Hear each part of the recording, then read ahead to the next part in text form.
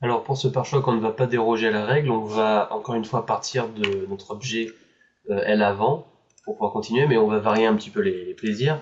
On va prendre directement l'objet L avant sans le modifier, enfin sans le dupliquer dans la hiérarchie. On va sélectionner toutes nos arêtes qui sont là, qui font la bordure. Donc, voilà, on va directement faire une extrusion, comme ceci. On passe en mode polygone, on récupère tous nos nouveaux polygones, on fait clic droit, et là on a un objet scission, enfin un outil scission. Et là dans la hiérarchie, on voit qu'il nous a créé un autre objet à l'avant. Si je le sélectionne, et bien qu'est-ce qu'il y a? Il n'y a plus que les polygones que j'ai sélectionnés. Donc là on va le sélectionner, on va prendre pare-choc avant. On revient dans l'aile et on fait supr pour enlever les autres polygones qu'on vient juste de créer. Et désormais dans pare-choc, on a juste les nouveaux comme base. Donc même étape que précédemment, on remet tout à zéro et on attaque. Donc on va prendre nos nouveaux points ici, on va les mettre à 0 en Y, et ce qu'on va faire c'est que on va se mettre ici en outil rotation, on va déplacer comme ça dans un premier temps, adapter, un petit peu, on va revoir, parce que c'est vrai que c'est surtout cette vue qu'on avait choisie, et, et voilà, ça devrait être bon. En vue de dessus, on voit qu'on a des écarts, donc ce qu'on va faire quand même, c'est reprendre notre ligne de points en bas, ici, on les a tous, oui c'est bon. On se met en mode taille et on vient rendre la chose un peu plus petite. On voit qu'on a un décalage ici. On va ramener un peu les points. Et voilà, c'est un petit peu mieux. On va replacer ce point à 0 comme d'habitude. Et là, en vue du dessus, on va retravailler la chose puisque la courbe n'est pas tout à fait la même. On ramène nos points. C'est très vite fait. Alors à partir de là, quand vous arrivez dans l'angle, ne faites pas que en arrière sur X comme ça, faites un petit peu les trois pour compenser, puisque une fois qu'on arrive là, c'est sur Z qu'on bouge. Hop, hop, et puis on va ramener cela comme ceci. Voilà, on a déjà notre première ligne ici, et maintenant on va resectionner tous nos, toutes nos arêtes. Donc comme je l'ai dit, les composants sont indépendants en cinéma 4D, ça veut dire qu'une sélection que vous faites en mode point, si vous passez en mode arête et que vous revenez ensuite en mode point, elle sera conservée, même en changeant l'édition d'arête. Donc on a pris ces arêtes tout à l'heure, il les a gardées en mémoire puisqu'on a travaillé uniquement sur les points.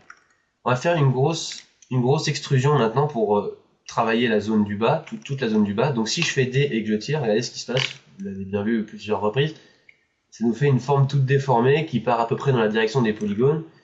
Là, pour le coup, on veut quelque chose de droit. Donc, ce qu'on va faire, c'est que ici, dans les outils de l'extrusion, après avoir appuyé sur D ou d'être allé dans le menu clic droit, dans décalage, on va mettre 0,1. On fait appliquer. Et ensuite, là, on peut descendre et on a notre ligne. Alors, pourquoi 0,1 et par exemple pas 0? Alors, le truc, c'est que parfois, lorsque on met 0, en fait, Cinema 4D, je sais pas si c'est un bug ou si c'est... Quand on met 0, des fois l'axe disparaît et on peut plus bouger les points à moins de refaire une sélection. Et comme c'est sur 0, ben on ne peut plus puisqu'ils sont par-dessus d'autres points. Donc ça pose problème. Avec 0,1 le décalage, ben, il y en a presque pas, voire pas du tout. Donc au moins on est tranquille, on ne risque pas de se heurter à ce problème-là. Donc on a déjà une base à retravailler un petit peu comme tout à l'heure, à savoir que là on va diminuer un petit peu la taille en Z pour ramener les points vers l'intérieur. Donc pourquoi ne pas le faire point par point? C'est parce que en le faisant comme ça permet d'avoir une taille, enfin un déplacement un peu distribué de manière cohérente sur toute la longueur. Parce que si on faisait point par point, on aurait certainement ici ensuite une courbe qui serait, il y aurait des bosses, ce serait pas joli. Là, vous voyez, c'est à peu près lisse, ça fonctionne plutôt pas mal. Donc c'est toujours un bon début de commencer comme ça. Donc quand on a ce genre de cas de figure, à savoir partir sur une surface comme ça un petit peu grande, on va tailler dans le vif. Donc on va finir ici, je les avais pas vus ceux-là, de remettre un petit peu ces points comme ça, de les décaler un brin. Il n'y en a que quelques-uns, donc on peut le faire à la main. Hop, voilà, on va tailler directement dans le gras, par exemple ici, faire cette ouverture devant. On va vraiment tailler au couteau dans un premier temps, et ensuite on viendra arranger. Donc on prend K, le couteau en mode ligne ici, toujours avec continu qui n'est pas coché. On va partir de ce point là, on va faire un point ici et un point là. Alors vous avez vu qu'il y a eu le maillage qui s'est multiplié simplement parce que j'ai oublié d'enlever le NURBS avant de travailler. Voilà, on a déjà une ouverture, on va supprimer les polygones en trop. Donc, évidemment, ça ne suit pas bien la forme, mais c'est déjà pour avoir une première structure. On va faire la même chose maintenant ici, et ensuite on viendra s'arranger, rajouter des lignes ici, vous voyez, entre les deux, tout en gardant pour l'instant le nombre de lignes qu'on a déjà, sans en rajouter. Donc, vous voyez ici, je peux pas venir attaquer l'arrondi parce que je ne peux placer des points que, évidemment, sur les lignes. Donc je vais déjà commencer par faire les lignes du haut et du bas, et m'arranger pour les arrondis ensuite. Coupe. Hop, on repasse en mode... alors, je n'ai pas le raccourci, je me l'ai oublié pour arrêter de couper, peut-être en appuyant sur K, on va faire un petit test. Bon, bah en appuyant sur échappe simplement. Voilà, quand vous commencez à faire une ligne, vous continuez, une fois que vous arrivez au bout, vous faites échappe, puisque quand on l'avait fait précédemment, on est arrivé au bout d'un maillage sur une bordure, donc c'était arrêté tout seul. Voilà, maintenant on a déjà des polygones qu'on va pouvoir supprimer, ici, pour déjà avoir un aperçu de cette ouverture, nous faciliter la tâche. Donc, vous êtes d'accord qu'on va toujours travailler en quadrangle autant que possible. On peut tolérer les triangles, mais moins possible. Donc ce qui se passe, c'est qu'ici, on a évidemment un polygone avec bien plus de points que la normale. Et on se dit qu'ici, on devrait avoir un quadrangle. Donc en bas, là, ce qu'on va faire, c'est qu'on va cliquer là, en faisant un coup de couteau. Et on va d'ores et déjà prendre ce point et le faire glisser pour conserver pour qu'il soit bien calé. Vous voyez, ici, il est à peu près placé. On va venir ensuite les rabattre ici un petit peu pour suivre la véritable forme de la pièce. Donc là, on va le faire tout de suite, on va prendre ces points-là, on va les reculer, ici comme ceci, un petit peu comme ça là, et puis un petit peu là. On va rabattre celui-là, et on devrait être plutôt pas mal. Donc maintenant, ce qu'on peut faire, c'est qu'on va tout de suite rajouter une ligne ici. On est d'accord que on a toujours ici, là, un polygone avec beaucoup plus de 4 points. C'est pas grave, pour l'instant, on le conserve tel quel. On vient remplacer un petit peu celui-là bien sur la ligne. Voilà. On va tracer un autre point ici pour un petit peu dégrossir la forme. On va le recaler un brin comme ceci pour que ça fasse une ligne droite. On va passer un petit peu ici. On va pouvoir déjà supprimer notre polygone qui est là. Et là, on va rajouter une ligne comme ceci et venir supprimer. Voilà. Donc là, on a encore évidemment un point, vous voyez, une ligne. Donc là, on a 5 points, ça, je crois, 5 points, donc c'est trop. On va rajouter une ligne temporaire qui va jusqu'en haut, mais qui ne va pas... Pourquoi je la fais pas jusqu'au bout? C'est parce que je la laisse comme ça, pour me rappeler qu'elle est ici. Au-dessus, on n'a pas cette ligne. Si je prends les autres objets, on l'a pas. Donc pour l'instant, je la laisse celle-là en temporaire, histoire de travailler toujours sur cet objet sans gêner les autres. Je vais venir prendre glissement et décaler ce point-là, pour que cette ligne reste droite. Et maintenant, si je regarde ici, on va essayer de veiller à ce que les lignes qui sont verticales comme ça soient à peu près à la même inclinaison. C'est vraiment c'est du travail léger encore de déplacement, mais c'est très important. Et on va se permettre de rajouter pour la définition une petite ligne comme ceci. Je vais me déplacer un petit peu le point comme ça. On recule, celui-là, un petit peu par là. Voilà, pour définir bien l'arrondi du bas. Là, on est d'accord que ça marche tout de suite mieux, et on va même rajouter une ici. Pour bien définir une fois de plus la chose, on va recaler ces points-là qu'on n'avait pas touché tout à l'heure, qui n'étaient pas tout à fait à la bonne hauteur. On va vite fait remettre ça un petit peu par là pour remettre. Hop, on rabaisse un petit peu. Voilà, c'est déjà ça. La partie du fond, on va s'en occuper tout de suite après. Donc là, ici, on a plusieurs choses qui se passent. On a une ligne ici, qui vient un peu en renfoncement, et on a cette grande ouverture. Donc, déjà ce qu'on va faire pour s'aider, on va cliquer ici avec le couteau en mode ligne, appuyer sur Shift pour avoir, vous voyez, un snap de la ligne pour qu'elle reste bien droite, faire une ligne droite ici, une ligne droite comme ça. Déjà ça va nous aider pour former la chose, parce que déjà on peut prendre tous ces points là et venir un petit peu reprendre l'arrondi du pare-choc initial. On va le refaire un petit peu par là aussi, même si c'est l'ouverture et que ce n'est pas le bord. On va décaler les points qui sont sur ce bord ici. Et on a déjà un bel arrondi et forcément plus de polygones pour commencer à travailler. Donc là, une fois de plus, on va tailler directement dans la forme, sans se soucier vraiment du bien fondé de notre structure, du triangle, de quadrangle, tout ça. On cherche vraiment à définir les contours pour venir travailler après.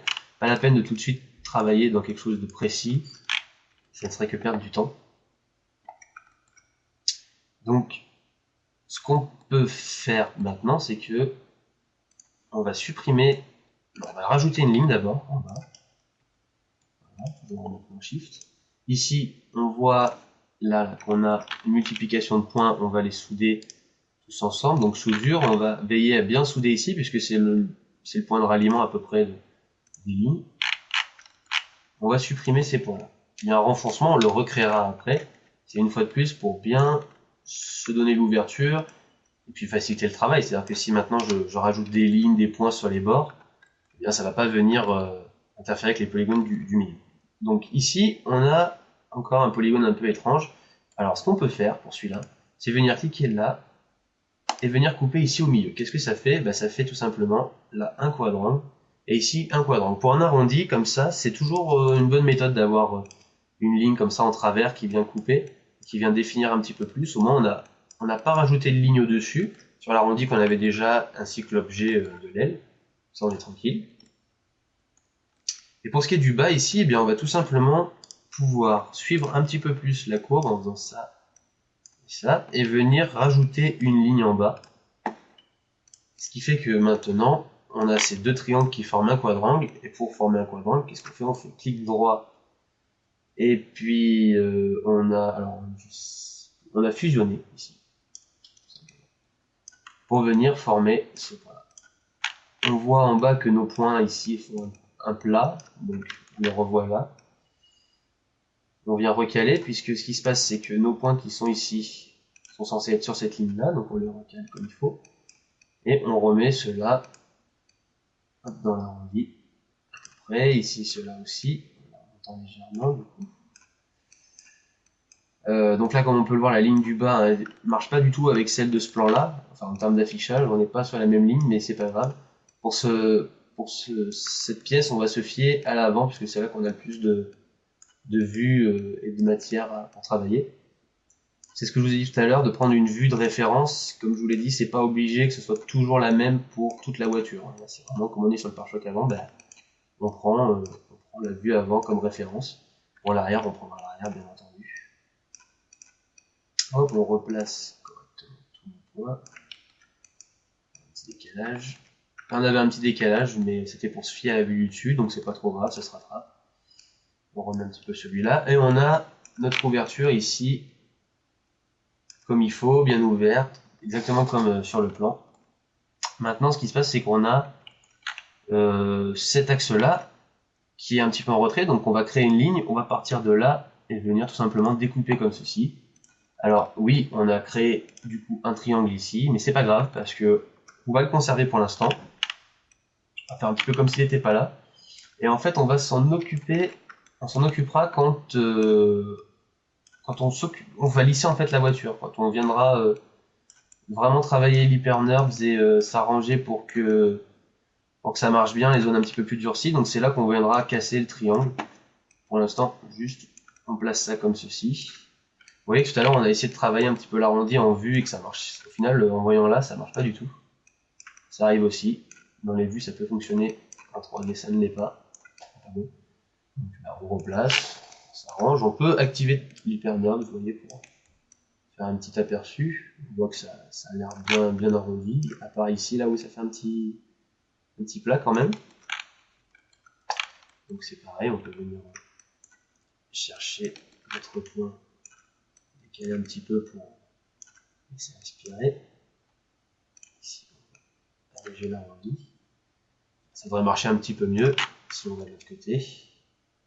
Toujours un petit peu ce plat, mais ça marche. Ici, on a un petit pincement, mais comme je vous l'ai dit, on le réglera vraiment sur la section HyperNorbs quand on va vraiment venir travailler. C'est là, moi personnellement, quand je me dis une voiture, c'est vraiment le moment que je préfère parce que on va passer de carrosserie gélo comme ça sans intérêt à vraiment de belles pièces très agréables à regarder.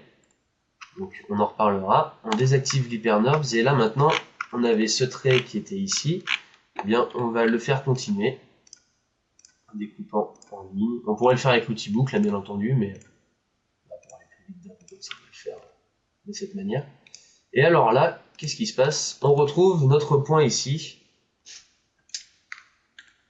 qui devrait nécessiter peut-être un petit peu de décalage, parce que ce qui va se passer, c'est que d'avoir une concentration de 3 points comme ça, forcément, ça va durcir l'angle. Donc, on va veiller à ce que ça se passe bien. C'est pas forcément maintenant qu'on le verra, ça. On le verra peut-être mieux quand on fera justement l'étape de préparation NURBS. Et alors, ce qu'on va faire, c'est que on va pas rajouter 2 lignes vers le haut comme ça qui vont venir se greffer ici, parce que une déjà c'était beaucoup. Si on voulait après la répercuter sur le capot, comme vous pouvez voir là, ça ferait un peu beaucoup. 2, alors là c'est impensable. Ce qui va se passer tout simplement, c'est que les points précédents, contrôle. On a des points, c'est sur l'aile, je pense. Ah, c'est sur l'aile. On a les points tout à l'heure qu'on a supprimés que j'ai oublié d'enlever, très rapidement, optimiser comme tout à l'heure. Excusez-moi pour le petit passage. Hop, on n'en parle plus. Oui, je disais, donc sur le pare-choc avant, ce qui va se passer, c'est que si je crée une ligne comme ça entre les deux, et bien à ce moment-là, ici, j'ai un quadrangle, et du coup, ça fonctionne. Là, on peut le voir, ici, que ça fait un petit accro. Si je clique sur l'Eternabs, on peut le regarder, c'est ça. On va pas s'en soucier pour l'instant, on va le laisser comme ça, puisque après, quand on durcira l'angle, il devrait disparaître. Mais on va quand même former notre quadrangle.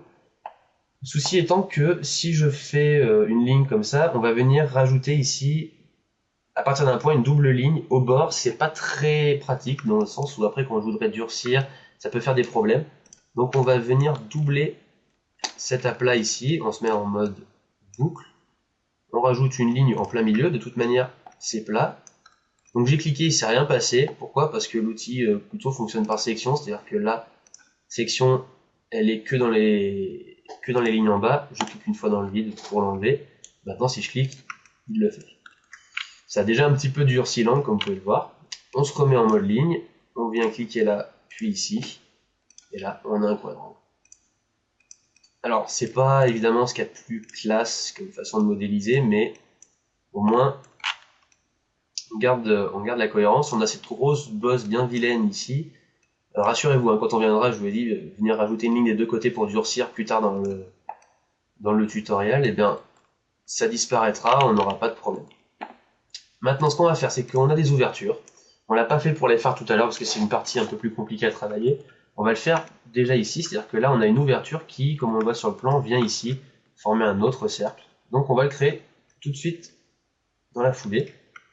Donc, on se met ici, on appuie sur V pour la hotbox comme tout à l'heure, sélection, section par boucle. On vient cliquer là, on fait notre outil D à 0,1, on vient en arrière, on désactive l'HyperNorbs pour éviter d'avoir l'affichage avec les gros splotches un peu pas terribles parce que c'est pas préparé. Donc on a cette avancée ici, ce qu'on va faire maintenant, c'est qu'on va déjà la réduire un petit peu ici en taille. Donc vous gardez toute votre sélection, vous cliquez ici sur taille et vous bougez cet axe pour garder l'ensemble. Ensuite, dans cette vue, on va le rendre un petit peu plus comme ça, puis le déplacer. Et ici, venir bouger un petit peu comme ça pour matcher ce point-là. Ensuite, on vient le travailler en détail. Donc, on vient prendre le point, et là, pas d'angle ou quoi que ce soit, enfin pas de glissement, pas d'axe en particulier, on vient vraiment, on le bouge, on se lâche cette fois, on se fait plaisir, pas de bon placement. On va un petit peu. Voilà, ça devrait être correct.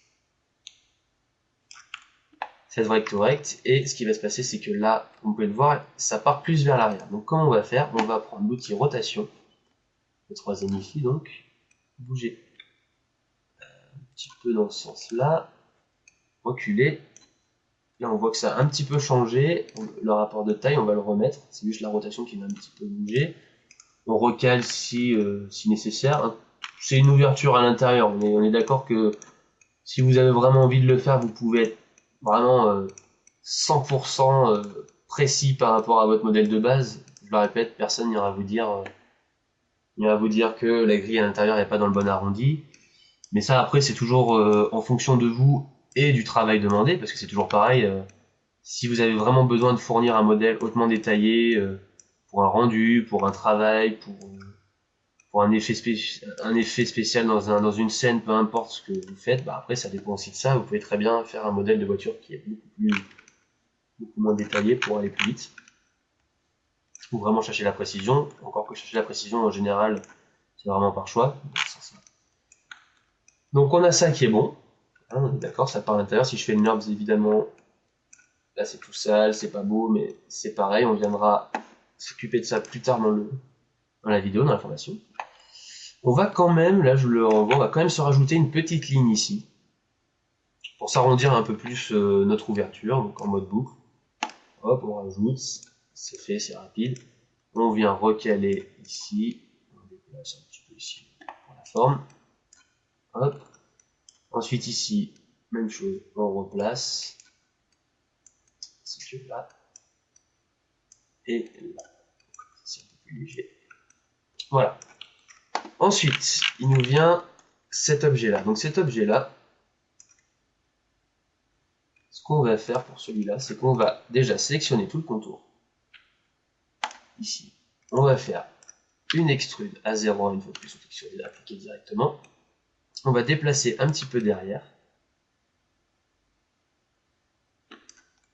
Et maintenant, on va le refaire une deuxième fois beaucoup plus loin pour travailler tranquillement. Donc, pardon, à 0,1, on déplace. Alors on avait supprimé les polygones tout à l'heure, on aurait pu les garder pour travailler. C'est vrai que maintenant on est obligé de les refaire. Mais au moins tout à l'heure on a travaillé de manière tranquille sans se soucier de ça. Donc on va faire ici une extrusion à 0,1 de ces polygones là. On va faire ça. On va souder les deux points du bas. Soudure. Ici aussi. Soudure, sauf que lui, on va venir le mettre bien ici. On peut reformer certains polygones avec le mode arrête et ponter, comme on a vu tout à l'heure, qui est en haut de la liste ici. On clique sur un, on déplace sur le deuxième. Et là, ce qu'on va faire, c'est que ici, vous voyez qu'il y a une séparation, on ne peut pas avoir un seul, et ici de même. Donc là, c'est pas grave, parce que ce qui va se passer, c'est qu'ici, ces polygones vont être supprimés ensuite. Donc là, on appuie sur D pour faire une extrude, on vient se placer ici, on prend nos deux points du dessus, qui sont là, soudure en bas, et ici, soudure ici même. Et là, on peut ponter rapidement le dernier polygone en cliquant là, puis là. On va maintenant supprimer ces polygones-là, puisque dans la vraie voiture, ça fait une ouverture qui fait aération. Simplement, on fait supr. On va prendre ici. Alors là où je viens de cliquer, c'est que quand vous cliquez ici sur sélection, dans les options, vous avez limité aux éléments visibles. Qu'est-ce que ça fait? Ça fait que si je l'active, si je sélectionne comme ça ne viendra pas toucher les polygones qui sont éventuellement derrière. En revanche, si je le décoche et que je fais ça, vous voyez que derrière, ça va sélectionner. C'est très pratique de le changer assez régulièrement parce qu'en fonction des situations qu'on a, on est amené à très rapidement changer. Hop, on vient caler. Et là, on a notre petite ouverture d'aération qui vient un petit peu à l'intérieur. Voilà, tout simplement.